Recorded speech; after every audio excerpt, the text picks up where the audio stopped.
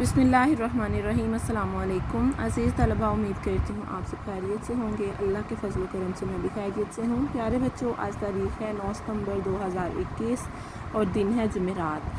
तो आज हम जो काम करेंगे, हमारा उन्वान है रमूज़ व औक़ाफ़। बेटा, रमूज़ व औक़ाफ़ किसे कहते हैं? अलामात को कहते हैं। ठीक है, जो हम लिखते हैं, जब हम लिखते हैं तो मुख्तलिफ़ अलामात को इस्तेमाल करते हैं। और अलामात जो हैं ये हमारे ख़यालात और हमारे लहजों को मुतारिफ़ करवाते हैं। यानी कि हम जब अपने किसी से सवाल करते हैं तो वो सवालिया अंदाज़ में करते हैं। तो ऐसी चीज़ें जो हम लिखते हुए अपने तासुरात बयान करते हैं वो रमूज़ व औक़ाफ़ की सूरत में हम वाज़े करते हैं। जैसे आपके पास यहाँ पर पहली जो अलामत है वो वक्फ़ा की अलामत है। दिए हुए जुमले गौर से पढ़ें। खुलूस, मोहब्बत, हमदर्दी, ये सब खूबियाँ खालिद में मौजूद हैं। तो बेटा अब आप इसको गौर से देखें। खुलूस और मोहब्बत के दरमियान में भी एक अलामत का इस्तेमाल हुआ है, और ये अलामत कौन सी है? ये सक्ता की अलामत है। सक्ता कहते हैं, ठीक है इसको, यानी जब दो चीज़ों के दरमियान में वक्फ़ा किया जाता है, यानी कि सक्ता हमें डिफरेंस करते हैं दोनों को अलग करने के लिए, तो इसमें हम कौन सी अलामत इस्तेमाल करते हैं? सक्ता की अलामत इस्तेमाल करते हैं। उसके बाद मोहब्बत, फिर मोहब्बत और हमदर्दी के दरमियान में भी सक्ता की अलामत इस्तेमाल हुई है। फिर हमदर्दी।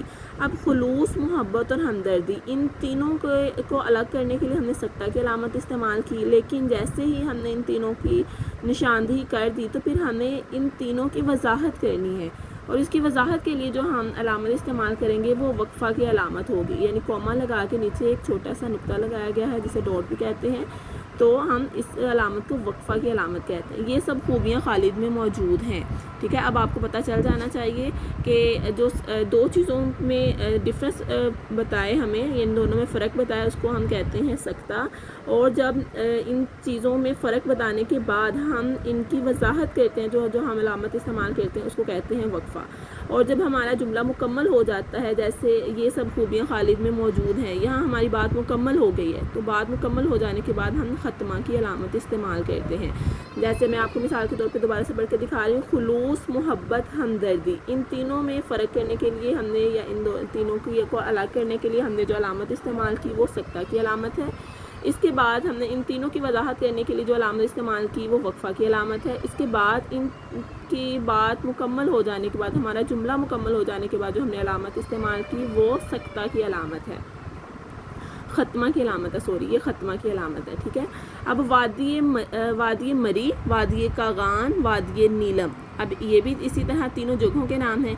तो इन तीनों को अलग करने के लिए हमने कौन सी अलामत यहाँ पर इस्तेमाल की है? ये सक्ता की अलामत है, यानी खाली जो कोमा है, ठीक है, ये सक्ता है, ये भी सक्ता की अलामत है। उसके बाद जब हमने इन तीनों की वजाहत करने के लिए जो अलामत इस्तेमाल की वो वक्फ़ा की अलामत है, यानी कोमा लगा के नीचे नुक्ता लगाया गया है। फिर पाकिस्तान की खूबसूरती में इजाफा करती हैं, यहाँ हमारी बात मुकम्मल हो गई, तो ये अलामत ख़त्मा की है।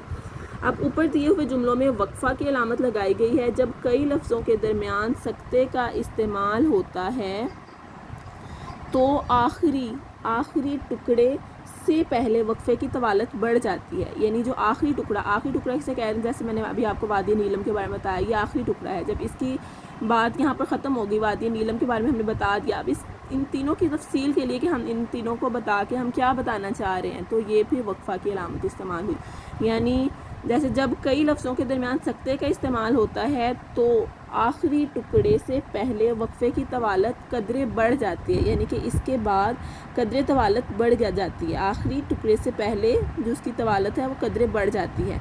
चनाचे ऐसे मौके पर वक्फ़ा की अलामत इस्तेमाल की जाती है, जैसे मैंने अभी आपको इसकी तफसील भी बताई है।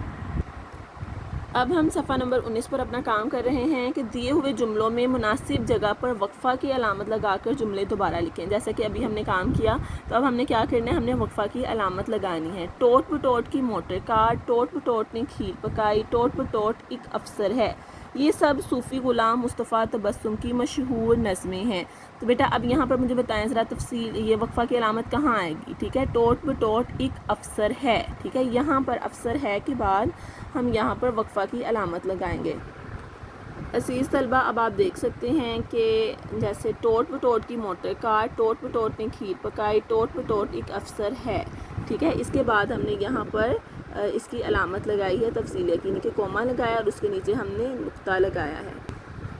اس کے بعد ہمارا جو دوسرا جملہ ہے، موتیا، گلاب، گیندا، سورج مکھی باغ میں اپنی بہار دکھا رہے ہیں۔ موتیا، گلاب، گیندا اور سورج مکھی۔ سورج مکھی کے بعد آگے اب وہ بات کی وضاحت کر رہا ہے، تو مکھی کے بعد ہم یہاں پر وقفہ کی علامت لگائیں گے، یعنی کوما لگا کے اس کے نیچے ڈاٹ لگا دیں گے۔ پھر آگے مارہا، مارخور، ہاکی، چکور ہماری قومی شناخت کا حصہ ہیں۔ مارخور، ہاکی اور چکور۔ چکور کے بعد اب یہاں پر ہم وقفہ کی علامت لگائیں گے۔ اسی طرح وعدہ خلافی، جھوٹ، بددیانتی ان سب باتوں سے دور بھاگتا ہے، ٹھیک ہے۔ وعدہ خلافی، جھوٹ، بددیانتی ان سب باتوں سے دور بھاگتا ہے، تو بددیانتی کے بعد ہم یہاں وقفہ کی علامت لگائیں گے۔ اسی طرح اب ہمارا سوال نمبر 8 ہے کہ درست جواب کے گرد دائرہ لگائیں۔ کسی جملے میں جب بات مکمل ہو جائے اور ٹھہراؤ بھرپور ہو تو درج ذیل علامت لگائی جاتی ہے، جیسے سکتہ، ختمہ، وقفہ اور واوین۔ ہمارا سوال کیا ہے کہ کسی جملے میں جب بات مکمل ہو جائے اور ٹھہراؤ بھرپور ہو تو درج ذیل علامت لگائی جاتی ہے۔ کون سی علامت لگائی جاتی ہے بیٹا، ذرا مجھے بتائیں۔ ختمہ کی، جیسے میں نے ابھی آپ کو بتایا کہ جب ہماری بات مکمل ہو چکی ہے تو پھر ہم کون سی علامت لگاتے ہیں، ختمہ کی علامت لگاتے ہیں۔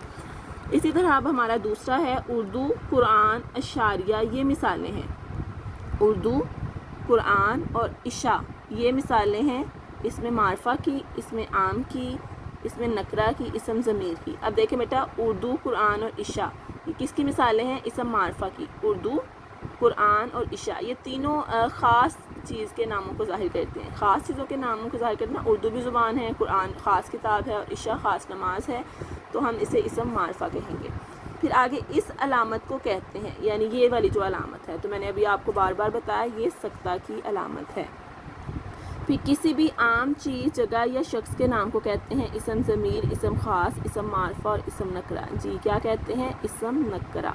تو پیارے بچوں، آج کا کام آپ کا یہی ہے کہ آپ نے صفحہ نمبر 18 پر جو میں نے آپ کو وقفہ کے تعریف بتائی اور وقفہ کے بارے میں بتایا، آپ نے اس کو یاد کرنا ہے۔ ساتھ آپ نے صفحہ نمبر 19 پر موجود سوال نمبر 7 اور سوال نمبر 8 کی ریویژن کرنی ہے، یعنی دہرائی کرنی ہے۔